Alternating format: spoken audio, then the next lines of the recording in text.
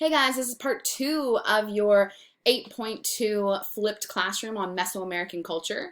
We're talking about the Mayans. If you haven't watched part 1 yet, then back up and go watch that one first. Otherwise, let's continue on with the Mayan stuff. So you just drew a line underneath everything you just written about religion and made yourself a left-hand side question. And here we are on something significant that stands out in their cultural history, their pyramids, right? So they had no idea that Egypt had their own type of pyramid and the style of those pyramids. They independently came up with these structures on their own over here in the Americas. Okay, so the whole point to them of the pyramid system was that the higher you were up into the sky where they believed that the gods lived, the more clearer you would be able to communicate with the gods. So in this pyramid structure, the commoners were only allowed to go to certain levels, and the nobles were only allowed to go to certain levels, and then priests and kings were, the only ones allowed to go up to the very top level for sacrifices, for certain ceremonies during certain parts of the year, because the higher up you went, the closer to the gods you were, and they would better be able to hear you. So some of these pyramids were well over 200 feet. Okay, you guys can kind of see just the sheer size by looking at, they're still there today. That's why there's actually a photo of it, because there was no photography back then, right? But here's tourists nowadays, because you can still go there and tour the pyramids, going up the pyramid, and you can kind of tell just by these people and how tiny they look in relation to the stairs and the overall size of the pyramid. They got quite big, right? And so the Mayans, again, they believe that the gods are above them up in heaven, and that's the point of the pyramids, is to be able to get closer to them so they could better hear you. Okay, you can keep this together with the Mayan pyramids. All right, go ahead and keep some accomplishments of the Mayans. They had a writing system. They had a hieroglyphic system. So that is something that not all Native American tribes had, and the Mayans have one. So that kind of stands out, their system of hieroglyphics. They were big into astrology, the alignment of the planets and the stars, and they independently figured out a lot of things about the rotation of the earth and outer space and planets and how things worked, independently of Europe and the Middle East and Asia figuring those things out as well. Okay, they used that knowledge that they had of astronomy and the way that the planets and the stars and things moved during the course of the year to develop a calendar that in some ways is similar to our calendar, in some ways quite different than our calendar is, but it was a 365-day calendar that the Mayans developed. So very famous, one of the most famous things about Mayans, if anybody you know knows anything about Mayans, typically something that they know is, oh, they had a calendar system. That is probably one of the most famous things about Mayans. Okay, they do have chocolate over here well before Europe ever gets chocolate, right? Europe doesn't discover chocolate until the Columbia trade system and the triangular trade system is going, right? The Columbian exchange we talked about. And so they do over here in the Americas have chocolate.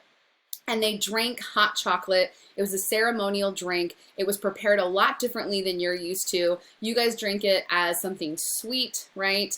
Maybe you even add marshmallows and whipped cream and stuff. This drink was very bitter. They did not add sugar and things to it. If you've ever had chocolate without any sweeteners in it, with no sugar, it's quite bitter.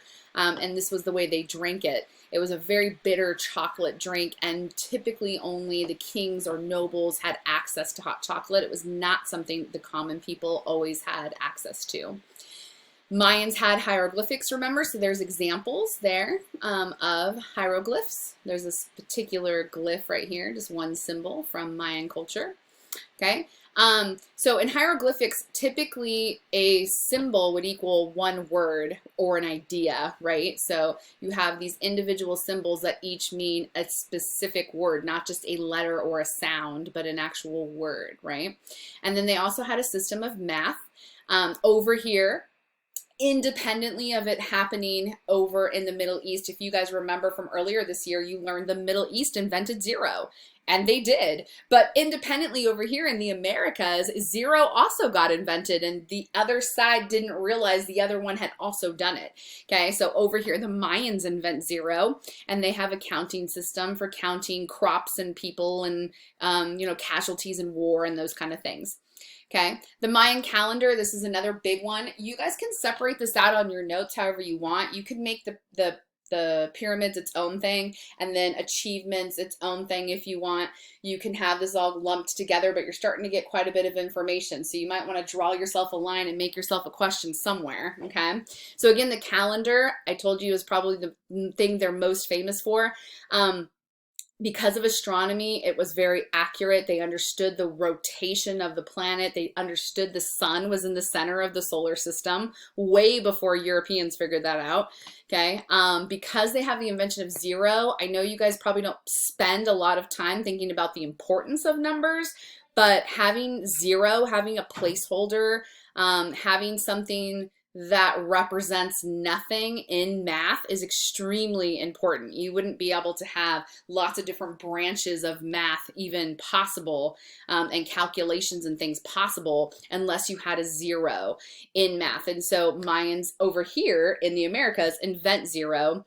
And I know that one last bullet point is coming off the slide a bit, so I'll tell you. It says, played an important role in religious events to help Mayan kings make important decisions. It's getting cut off there. So here's the big thing about their calendar. It wasn't just like, oh yeah, it's Tuesday the 7th or whatever, right?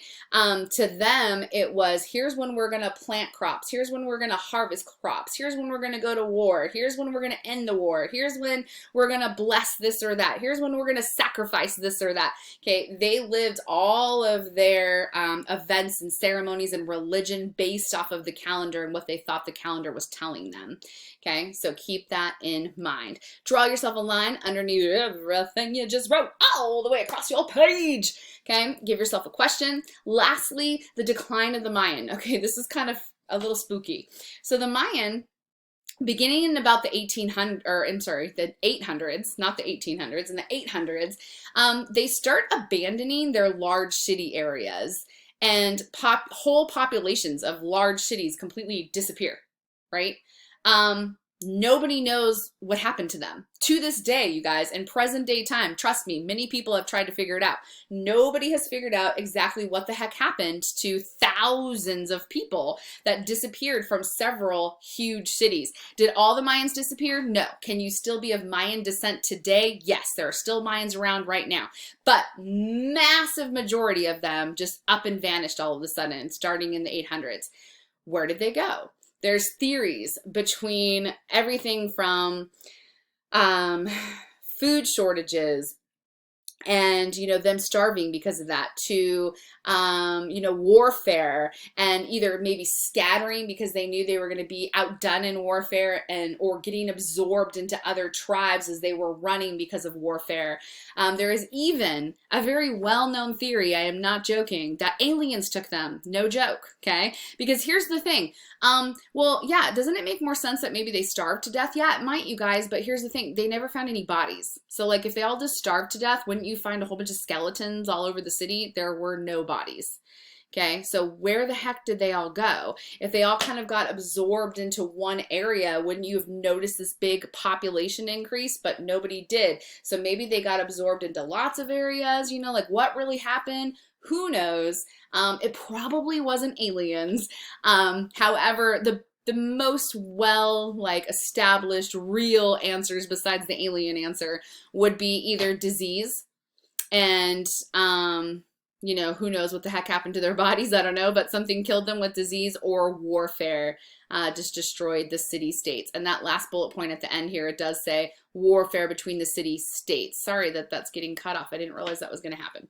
Okay, but that's kind of what happens to the Mayan. They don't disappear completely, but 95% of them disappear and just up and vanish. And nobody really knows what the heck happened to them or why they disappeared. A famous game, some of you guys have seen this in cartoons, and they've depicted it in movies and stuff, is so there's this hoop up here, right? You see this hoop down here, this like donut shaped thing, and you'd have two teams, and you weren't allowed to use your hands in most cultures. The cultures varied a little bit from, you know, rules, but in general, you couldn't use your hands. You could use your hips and your knees and your feet, kind of like soccer, your head, all right, and your elbow even, and you needed to shoot it in through that basket. Now, if you can see it up here, you guys, like, no joke, good luck. That's like impossible, but that was the game. And a lot of times, if you were on the losing team, you got sacrificed to the gods. So you better hope that you won, right? So a little bonus fact for you there.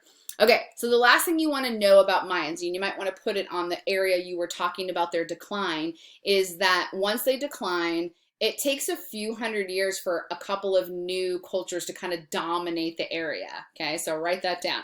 The Mayans disappear or decline, and it takes a couple hundred years, but then some new people show up on the scene. So who are these new people? Okay, they're going to be the Aztecs and the Inca. So we'll get to them in a minute. Go ahead and draw yourself a line underneath everything you just wrote all the way across your page. Left-hand side, question it out.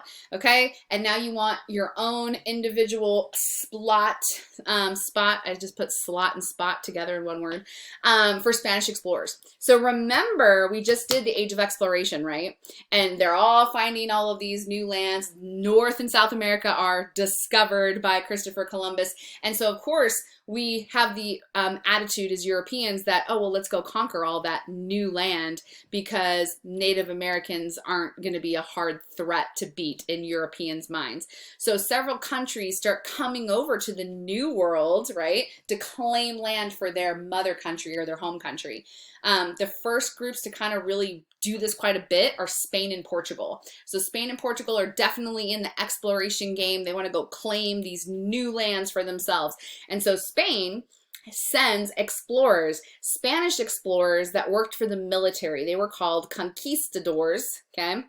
And these conquistadors that worked for the military for Spain, then kind of like their navy, right, would go out and explore new land and claim it for Spain and try to start colonies there. And why were they doing this? Why would you risk your life and travel across the Atlantic Ocean with weather and all the things that could happen, right? And maybe be lost forever, or maybe the natives overtake you and you die. There's so many ways you could have died coming over here, right? Why would you risk that? Well, for the 3 G's, guys, and this is like highlight, highlight, highlight, highlight, all right? The 3 G's, God, glory, and gold, okay? So they're coming over here because they feel like it's their job to spread Christianity to these heathens that are polytheistic, in their opinion, okay? And 2, they want gold. Hello, there's all these new resources over here that Europe doesn't have, and they want them, right? Even just owning the land makes you more powerful, much less the people and the labor on the land and the taxes you can collect and the natural resources you can get,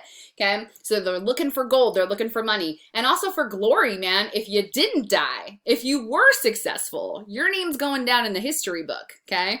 And so people did it for adventure and glory, all right? A couple of the very famous explorers we're going to discuss is Hernan Cortez and Francisco Pizarro. These are not the only 2 by a long shot, guys. There's hundreds of people that come over and explore and do things. We don't have time to talk about them all, so we're going to concentrate on a couple that end up interacting with the Aztecs and the Inca. Okay, so get this Spanish explorer slide ready to go. Draw yourself a line underneath everything you just wrote all the way across your page. Give yourself a left-hand side question, and here we go. Okay, so first we're going to talk about the Aztecs. Okay, so Cortez is going to be the guy that's going to end up coming across the Aztecs. And for those of you that have ever been to Knott's Berry Farm, and there is a ride in Knott's Berry Farm called Montezuma's Revenge. Montezuma's Revenge, the ride, is named after this guy, Montezuma, who was the leader of the Aztecs at the time they were discovered by the Spanish conquistadors, Cortez and his men. Okay, so that's who that refers to, that ride. So first, a little bit about Hernan Cortez. Write it down, highlight it yellow, okay? So after Columbus voyages over here, right, Spain wants to collect on all this New World land and come get a piece of their 3 G's, right? And so Cortez is one of the conquistadors to come out and do that. And he decides he's going to go land in what will become Mexico, what we consider Mexico now. And his goal is to conquer that, which he does do. And who's living in the Mexican land? If you remember our map from the beginning, the Aztecs are living there. The Mayan are around, but most of them are gone, so they're not really a threat. But the Aztecs are in present-day Mexico, and it is Cortez's job to consume them, take them over, and claim the land for Spain. Okay, so that's a little bit about Hernan Cortez. Again, you might want to sketch yourself out a map or remind yourself in this area of your notes that the Aztec are in that purple area here, right? And when they were active, okay, write that down. Until then, we're going to end right now. So until I see you for part 3, have a nice day, and I'll see you soon.